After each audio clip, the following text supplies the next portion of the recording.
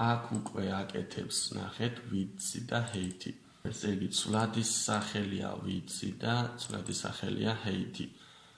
ახლა ვიცი ეს ცვლადი რას იღებს გეთვიცის მესამეც, ანუ გეთვიცი ჩვენ ვიცით რომ კანვასის სიგრძე არის, ანუ ამ წერტილიდან ამ წერტილამდე, არის გეთვიცი, ანუ აქედან მარცხნიდან მარჯვნივ ეს მანძილი არის გეთვიცი. ხოლო get height-ი არის სიმაღლე, ანუ ზედა წერტილიდან ქვედა წერტილამდე არის get height-ი. ანუ ვიცი იღებს გეთვიცის მესამეც და height-ი იღებს get height-ის მესამეც. ახლა ეს რა არის აქ ამ ფუნქციით იქნება მართკუთხედი. ანუ rect-ი არის ცვლადის სახელი, rectangle არის ბრძანება, რომ შეიქმნას მართკუთხედი, ვიცის და height-ის სიგრძე სიგანის, ესე იგი კანვასის მესამედის სიგრძე და მესამედის სიმაღლე.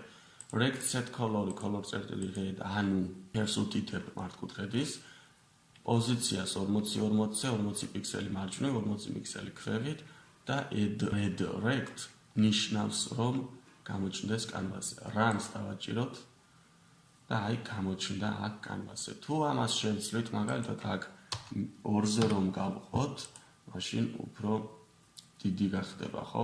შეგვიძლია აქ height-ის მაგალითად პირდაპირ რაღაც 50 ჩავწეროთ და 50 პიქსელის სიგრძის იქნება. ამ შემთხვევაში უკვე ნახეთ ეს სიმაღლე, ეს არის სიმაღლე, ეს არის სიგრძე. 50 გახდა, წეგან უფრო დიდი იყო.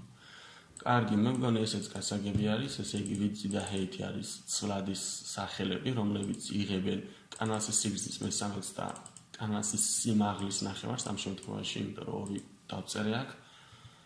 და ეს არის მართკუთხედის შექმნა. ახლა ეს მე რომ დავაკომენტარო ან წავშალო, აქ უკვე შეცდომა დაღიქვამს, იმიტომ რომ უკვე ვიცი აღარ ეცოდინება რა არის. იმიტომ რომ ეს ვიცი იყო აი აქ. თუ ამას კომენტარს მოვხსნი, მაგ შემთხვევაში უკვე ვიცი ეცოდინება რა არის.